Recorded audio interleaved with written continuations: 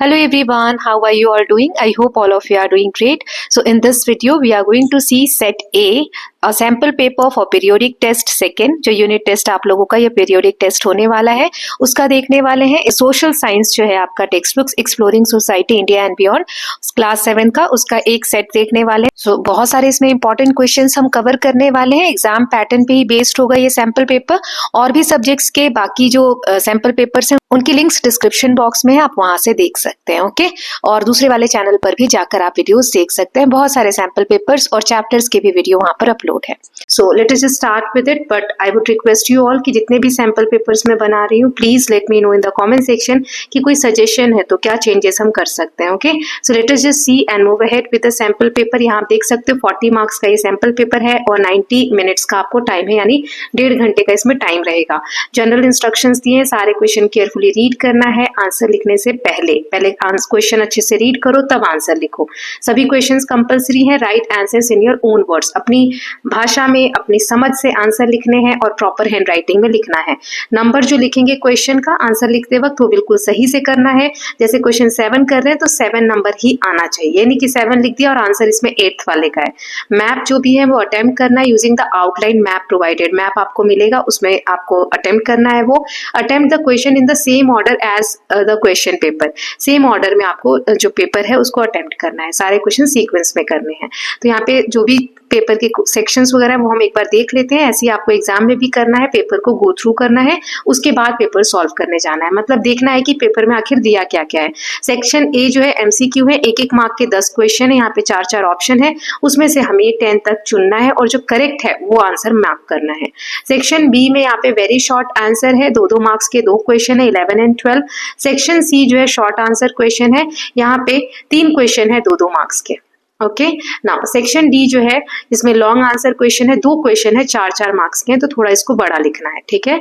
Then section E case study है, इसमें एक केस स्टडी यहाँ दी गई है. इस बेसिस पे यहाँ पे 4 क्वेश्चन है, तो ये 4 मार्क्स का है.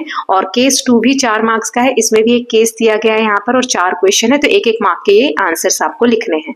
सेक्शन ई एफ जो है ये मैप स्किल है, मैप दिया जाएगा, उसमें यहाँ पे जो भी चीजें दी गई हैं दिखाने के लिए वो आपको उस पर मार्क करना है. Okay, so I hope the paper is clear to you. अब इसमें से जो आपको सबसे अच्छे से आता है उस सेक्शन से आपको स्टार्ट करना है. राइट. सो सबसे पहले हम एमसीक्यूज जो हमारे पहले दिए हुए हैं, ये मल्टीपल चॉइस क्वेश्चन, ये हम देखेंगे एक एक करके. तो चलिए स्टार्ट करते हैं. पहला है the movement of air from high pressure to low pressure is called. High pressure से लो प्रेशर की तरफ जब हवा मूव करती है तो उसे हम क्या कहते हैं? ह्यूमिडिटी, रेनफॉल, विंड या fog.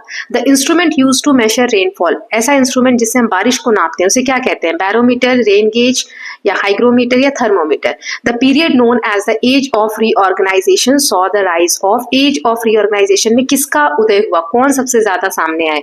Villages, empires and new rulers, tribes और फार्मर्स ओनली. फिर kings perform ritual such as Ashwamedha to predict weather. राजा जो है अश्वमेध यज्ञ क्यों परफॉर्म करते थे? वेदर को प्रिडिक्ट करने के लिए, अपनी पावर को दिखाने के लिए, अपना कंट्रोल एक्सपैंड करने के लिए, डिक्लेयर पीस या prepare maps. A government where citizens directly participate in decision making is called. ऐसी गवर्नमेंट जहां पे जो नागरिक हैं वो डायरेक्टली पार्टिसिपेट करते हैं डिसीजन लेने में देश के, उस गवर्नमेंट को, उस टाइप की गवर्नमेंट को हम क्या कहते हैं? मोनार्की, डेमोक्रेसी, डिक्टेटरशिप या मिलिट्री रूल. तो चलिए आंसर्स देख लेते हैं. पहला, जो हवा एयर हाई प्रेशर से लो प्रेशर की तरफ मूव करती है उसे हम विंड कहते हैं, तो पहले का आंसर है सी, विंड. दूसरा है रेनफॉल नापने के लिए हम रेन गेज यूज करते हैं, बी आंसर है. एज ऑफ रीऑर्गेनाइजेशन में एम्पायर्स और न्यू रूलर्स जो हैं वो राइज हुए, तो बी आंसर है. Kings perform rituals like Ashwamedha to show power and expand their control, तो बी वाला इसका आंसर है. देन अ गवर्नमेंट जिसमें सिटीजन डायरेक्टली पार्टिसिपेट करते हैं डिसीजन मेकिंग में उसे हम क्या बोलते हैं? डेमोक्रेसी. इलेक्शन के थ्रू पार्टिसिपेशन इसमें होता है. Okay, now let's see the next. Constitution of India came into effect. Constitution कब लागू हुआ? 26 जनवरी 1950, 26 जनवरी 1950, 15 अगस्त 1947, 2 अक्टूबर 1949 या 26 November 1950. Condition of the atmosphere at given place and given time and place is called. एक दिए हुए समय पर एक किसी पर्टिकुलर जगह में एटमॉस्फेयर की कंडीशन को हम क्या कहते हैं? सीजन कहते हैं, क्लाइमेट कहते हैं, वेदर कहते हैं, प्रेशर कहते हैं. फिर coastal region of India mostly experience. जो कोस्टल एरिया है, समुद्र के किनारे के जो एरिया है इंडिया में, वहां पर कैसा एक्सपीरियंस होता है, लो ह्यूमिडिटी होती है, मॉडरेट क्लाइमेट होता है मतलब ना ज्यादा गर्मी ना ज्यादा ठंड, वेरी ड्राई क्लाइमेट, ये आइस कोल्ड टेम्परेचर होता है, बर्फ गिरती है ऐसा टेम्परेचर होता है। A government where power is held by one ruler, जहां पर एक ही शासक का शासन हो उसे क्या कहते हैं, रिपब्लिक, डेमोक्रेसी, मोनार्की या parliamentary government. Then preamble of Indian constitution begins with, India का जो प्रीएम्बल है कॉन्स्टिट्यूशन का वो कैसे शुरुआत होता है, we the people of India, once upon a time, government of people या राइट्स फॉर ऑल। ये आपके बुक के सभी बुक्स के जो स्टार्टिंग के पेजेस हैं उनमें आपको प्रीएम्बल लिख के दिया होता है, वो आप लोगों को याद होना चाहिए। तो चलिए इनके आंसर्स देख लेते हैं। कॉन्स्टिट्यूशन ऑफ इंडिया कब इफेक्ट में आया था, तो इसका आंसर है 26 जनवरी 1950। इसी दिन को हम रिपब्लिक डे के रूप में मनाते हैं। जो एटमॉस्फेयर की कंडीशन किसी पर्टिकुलर टाइम में पर्टिकुलर प्लेस पे जो होती है उसे हम वेदर बोलते हैं। फिर कोस्टल रीजन जो इंडिया के हैं वहां पे मॉडरेट क्लाइमेट होता है, ना ज्यादा गर्मी ना ज्यादा ठंड। जहां पे पावर एक ही रूलर एक ही शासक के हाथ में हो उसे हम बोलते हैं monarchy.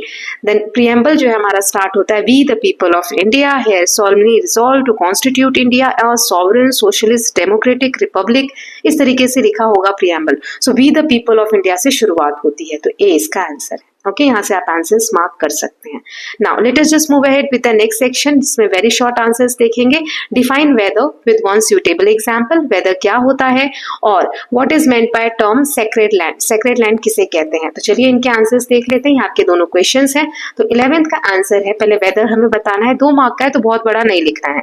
Weather is the condition of atmosphere at a particular place and time, for example a day may be hot, rainy और विंडी। देखो क्लाइमेट और वेदर में यही डिफरेंस होता है। क्लाइमेट लंबे समय के जो एवरेज होता है ना वेदर कंडीशन, उसे हम बोलते हैं। वेदर क्या होता है, वेदर पूरे दिन में कई बार चेंज हो सकता है। जैसे सुबह मान लो कि गर्मी है, शाम को बारिश हो रही है या हवा चल रही है, तो अलग अलग कंडीशन किसी पर्टिकुलर टाइम पे कैसी है उसे हम वेदर कहते हैं। Then what is meant by term sacred land, sacred land, sacred मतलब होता है पवित्र, पूजनीय। तो sacred land means land considered holy, जो पूजनीय है या important due to religious, cultural और स्पिरिचुअल बिलीव्स एंड प्रैक्टिसेस। ऐसी भूमि जो कि पूजनीय है या जिसे पूजा जाता है रिलीजन की वजह से या कल्चर की वजह से या स्पिरिचुअल आत्मिक तौर पे विश्वास है इसलिए या कोई भी मान्यता है इसके लिए, तो ऐसे लैंड को हम कहते हैं sacred land. Now next section है सेक्शन सी। यहाँ पे शॉर्ट आंसर क्वेश्चन है, 3 क्वेश्चन है 2-2 मार्क्स के। So how is humidity measure, humidity को हम कैसे नापते हैं, एक्सप्लेन ब्रीफली, इसका हमें आंसर देना है। देन क्वेश्चन नंबर 14 है, what are the main responsibilities of the ruler, जो राजा होता है उसकी मेन रिस्पॉन्सिबिलिटी क्या होती थी during the age of reorganisation. Then explain any 3 features of democratic form of government, democracy जो जहां पर होती है वहां पे सरकार के क्या मेन काम होते हैं वो बताना है। तो चलिए देख लेते हैं कि करके 13th है, ह्यूमिडिटी हम कैसे नापते हैं, इसको हमें एक्सप्लेन करना है। So humidity is measured using a hygrometer, hygrometer की हेल्प से हम नापते हैं। It tells us how much water vapour is present in air, ये हमें ये बताता है कि एटमॉस्फेयर में, एयर में वाटर वेपर यानी भाप जो होता है उसकी मात्रा कितनी है। Higher humidity means air feels sticky and wet, जब ह्यूमिडिटी ज्यादा होती है, उमस ज्यादा होती है तो हमें बहुत ज्यादा पसीना या चिपचिपा सा फील होता है। By low humidity makes air feel dry, जब लो ह्यूमिडिटी होती है तो हमें शुष्क फील होता है, सूखा ड्राई फील होता है। देन इसमें 14th है, जो एज ऑफ रीऑर्गेनाइजेशन था उस समय में राजाओं की मेन रिस्पॉन्सिबिलिटी क्या हुआ करती थी। सो इसके आंसर है, rulers were responsible for collecting taxes, मतलब टैक्स कलेक्ट करना, प्रोटेक्टिंग देयर टेरिटरी, उनकी जो भी लैंड है जिसमें उनका कैप्चर हो रखा है उसको प्रोटेक्ट करना। देन एक्सपेंडिंग देयर किंगडम, उनका जितना भी एरिया उसको और ज्यादा एक्सपेंड करना, आर्मी मेंटेन करना, administering justice and performing rituals to show power and authority, न्याय व्यवस्था अपने किंगडम में बनाकर रखना और जो भी रिचुअल्स है, रीति रिवाज है उनको मानना, उसको फॉलो करवाना, परफॉर्म करना ताकि अपनी पावर और अथॉरिटी को वो शो कर सके। Then next question is explain any 3 features of democratic form of government, जहां पे डेमोक्रेसी होती है वहां पर गवर्नमेंट किस तरीके की होती है उसके 3 फीचर्स बताने हैं। So a democratic government allow citizen to vote, यहाँ पर सिटीजन जो है वोट दे सकते हैं। Elect leaders and participate in decision, और वोटिंग के थ्रू अपने लीडर्स को इलेक्ट कर सकते हैं और डिसीजन मेकिंग के प्रोसेस में पार्टिसिपेट कर सकते हैं। इट इंश्योर्स इक्वालिटी, यहाँ पर डेमोक्रेसी में इक्वालिटी होती है, सभी को बराबर अधिकार होते हैं, राइट्स है ना, राइट्स यानी अधिकार, सभी को बराबर अधिकार होते हैं, चाहे कोई कितना ही अमीर हो, गरीब हो, छोटा आदमी हो, बड़ा हो। एंड फॉलोज अ कॉन्स्टिट्यूशन और सेट ऑफ रूल्स, और यहाँ पर कॉन्स्टिट्यूशन का नियम चलता है, किसी एक राजा का या किसी एक व्यक्ति का नियम नहीं चलता है। नाउ सेक्शन डी है, यहाँ पे लॉन्ग आंसर 2 क्वेश्चन दिए 4-4 मार्क्स के, तो टोटल 8 मार्क्स का है। पहला है यानी 16th नंबर का, explain the importance and purpose of Indian constitution. Indian constitution की क्या इंपॉर्टेंस है और इसका पर्पस क्या है, क्यों इंडियन कॉन्स्टिट्यूशन बनाया गया, ये देखेंगे। फिर नेक्स्ट क्वेश्चन है, describe the major elements of weather and explain how they help in forecasting weather condition. यहाँ पर वेदर के, मौसम के बारे में जो हम पता करते हैं उसके मेजर एलिमेंट्स क्या है, और फोरकास्ट मतलब पहले से ही जो वेदर कंडीशन हम पता करते हैं उसमें कैसे ये जो इंस्ट्रूमेंट्स हैं या एलिमेंट्स हैं ये हमें हेल्प करते हैं। तो पहले 16th देख लेते हैं कि इंपॉर्टेंस और पर्पस क्या है इंडियन कॉन्स्टिट्यूशन का। So Indian constitution is important because it provides rules और for how the government will work. ये हमें रूल देता है, नियम बताता है कि गवर्नमेंट आखिर काम कैसे करेगी। It protects the rights of citizen, ये जो कॉन्स्टिट्यूशन है ये नागरिकों के अधिकार को प्रोटेक्ट करता है। इंश्योर इक्वालिटी, सभी को समानता का अधिकार देता है। जस्टिस इंश्योर करता है कि समाज में किसी के साथ अन्याय ना हो। फ्रीडम फॉर ऑल, और सबकी आजादी इंश्योर करता है। It defines the powers of government and guides the nation to run fairly and peacefully. Constitution define करता है कि जो भी सरकार काम कर रही है उसके पावर्स क्या क्या हैं, वो क्या क्या काम कर सकती है, और हमारे देश को, नेशन को गाइड करता है ये कॉन्स्टिट्यूशन, ताकि हमारा देश अच्छे से चल सके, शांतिपूर्वक, कोई प्रॉब्लम्स ना आए। नाउ 17th देख लेते हैं, major elements of weather. So main elements of weather are, कौन कौन से होते हैं, temperature, humidity, precipitation, wind and atmospheric pressure. ये होते हैं, पहला टेम्परेचर, दूसरा ह्यूमिडिटी, तीसरा प्रेसिपिटेशन, चौथा विंड एंड एटमॉस्फेरिक प्रेशर। इसको आप डायग्राम भी बना के लिख सकते हो, है ना, ऐसे लिख देना, एलिमेंट्स ऑफ वेदर। ये मैं शॉर्ट में लिख रही हूँ, आप पूरा लिखना, फिर ऐसे बॉक्सेस बना के, और यहाँ पर आप लिख सकते हो, एक में लिख दिया टेम्परेचर, एक में लिख दिया ह्यूमिडिटी, एक में लिख दिया प्रेसिपिटेशन, तो ऐसे ज्यादा मार्क्स मिलेंगे आपको। These elements help scientists understand and predict weather pattern। ये जो एलिमेंट्स होते हैं ये हेल्प करते हैं, ये एलिमेंट्स जो भी साइंटिस्ट है वो प्रिडिक्ट कर सके, पहले ही अनुमान लगा सके कि वेदर की कंडीशन कैसे रहने वाली है। फॉर एग्जाम्पल, लो प्रेशर में इंडिकेट अ स्टॉर्म, अगर कहीं पर लो प्रेशर दिख रहा है तो इससे पता चल सकता है कि वहां पे तूफान आने वाला है। और ह्यूमिडिटी अगर पता हो कितनी है, क्या है, तो उससे हम रेनफॉल प्रिडिक्ट कर सकते हैं कि बारिश हो सकती है या नहीं हो सकती है। Okay, now next is section E है, केस स्टडी बेस्ड क्वेश्चन। यहाँ पे 2 केसेस दिए गए हैं, दोनों केस में 4-4 क्वेश्चन है, 1-1 मार्क्स के। ओके, सो टोटल 8 मार्क्स का है। तो केस 1 देखते हैं। यहाँ केस दिया है, अ न्यूली फॉर्म्ड कंट्री, एक नया देश बना है, उसमें 3 एडवाइजर है। It has 3 advisers suggesting different system. वो लोग अलग अलग सिस्टम सजेस्ट कर रहे हैं कि कंट्री किस तरीके से वर्क करेगी। पहला कहता है, one prefers a single powerful ruler, कि एक ही शासक हो, उसी के पास सारा कंट्रोल हो, सारी पावर उसके पास ही हो। दूसरा सजेस्ट करता है, citizen should elect their representative, ये जो सिटीजन्स हैं, नागरिक हैं, वो अपने रिप्रेजेंटेटिव को इलेक्ट करें, यानी इलेक्शन के थ्रू चुने। देन तीसरा वाला कहता है, one demands rule under strict military control, कि मिलिट्री के अंडर हमारा देश होना चाहिए, मिलिट्री ही सारी चीजें कंट्रोल करेगी। ठीक है, तो ये 3 चीजें आ गई। नाउ इसी बेसिस पे क्वेश्चन है, तो हमें आंसर करने। पहला है, which system represent rule by single ruler. तो इसमें जो पहला क्वेश्चन है कि सिंगल पावरफुल रूलर राजा होना चाहिए, तो ये कौन से सिस्टम की बात हो रही है। सेकंड है, कौन सा सिस्टम है सपोर्ट करता है इलेक्शन को और सिटीजन भी उसमें पार्टिसिपेट करे, सिटीजन भी इन्वॉल्व हो, कौन सा सिस्टम है। Then which system limit citizen rights and freedom the most, कौन सा ऐसा सिस्टम है जो नागरिकों के अधिकार को रोकता है, लिमिट लगाता है और आजादी को भी कंट्रोल करता है। Then which system would support equality and participation, कि सभी को बराबर का अधिकार मिले, सभी सिटीजन पार्टिसिपेट कर सके। ये हमें एक्सप्लेनेशन भी देना है एक सेंटेंस में। तो चलिए इनके आंसर्स देख लेते हैं। सो सिंगल रूलर जहां पर होता है उसे हम मोनार्की कहते हैं। फिर जहां पे हम इलेक्ट कर सके अपने रिप्रेजेंटेटिव को, उसे डेमोक्रेसी कहते हैं। अगर लिमिट्स हो जाए सिटीजन के राइट्स और फ्रीडम, तो वो मिलिट्री रूल होता है या डिक्टेटरशिप होता है। और किस सिस्टम में इक्वालिटी और पार्टिसिपेशन इंश्योर होता है, एक सेंटेंस में एक्सप्लेनेशन देना है, तो डेमोक्रेसी। डेमोक्रेसी में होता है because it allows participation, equal rights and voting to the citizen. Okay, now next second वाला केस देख लेते हैं। A ruler begins expanding territory by defeating neighbouring chiefs, collecting taxes, maintaining armies and performing large scale rituals to display power.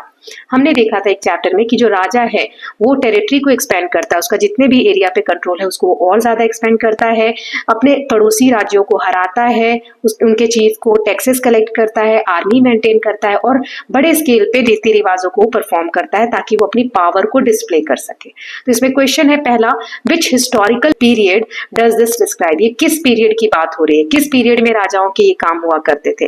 दूसरा, why were rituals like Ashwamedha perform, ये जो Ashvamedha type के बड़े बड़े रिचुअल्स हुआ करते थे क्यों परफॉर्म किए जाते थे।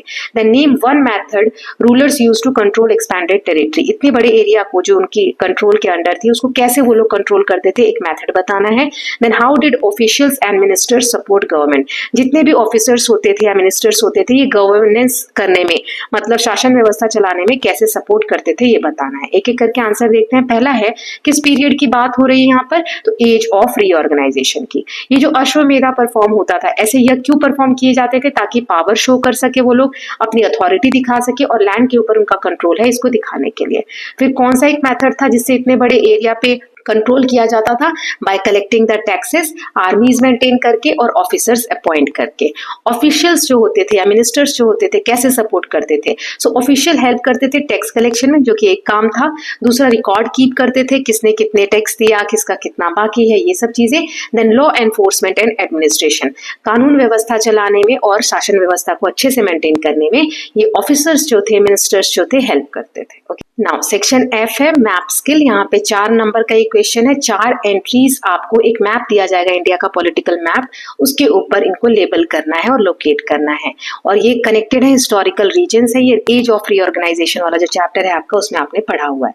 तो जैसे मगध, दूसरा कौशाला या कौसाला, पांचाल और अवंती, ये 4 जगह आपको मैप पे बतानी है। तो जो भी इंपॉर्टेंट लोकेशन है वो मैंने यहाँ पर दे दी है, आप इनमें से 4 इसमें मार्क कर सकते हैं। जैसे पहले आप ऐसे नंबर देंगे, है ना, मैंने 1 2 3 4 ऐसे लिखा हुआ है, तो आप जिस भी नंबर पे दे रहे हैं, जैसे मैंने पहला लिखा है मगध, दूसरा कौशाल, तीसरा पंचाल और चौथा अवंती।